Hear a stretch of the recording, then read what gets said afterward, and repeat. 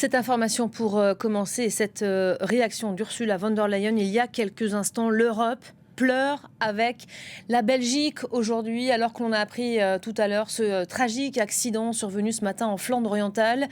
Vers 8h15 ce matin, un car scolaire a été percuté par un train sur un passage à niveau de Buggenhout. Les médias locaux font état de plusieurs morts. Il y aurait 4 morts à bord du bus, selon les médias. Aucune victime à bord du train. Terrible drame qui fait déjà l'objet de nombreux commentaires chez vous. Pierre Benazet, bonjour. Vous êtes notre correspondant à Bruxelles. Bonjour. Pierre, quelles sont les informations dont vous disposiez à l'heure actuelle ? On a eu quelques informations émanant du gouvernement fédéral, en l'occurrence le ministre fédéral de la mobilité, Jean-Luc Cruc, qui confirme les informations qui sont parvenues au goutte à goutte depuis ce matin. On sait maintenant qu'il s'agissait d'un car scolaire de la taille d'une camionnette. À bord, un chauffeur, un accompagnateur et 7 enfants scolarisés dans le secondaire. L'accident s'est produit très précisément à 8h08 dans cette petite ville de Buggenhout. C'est à 25 km à l'ouest de Bruxelles.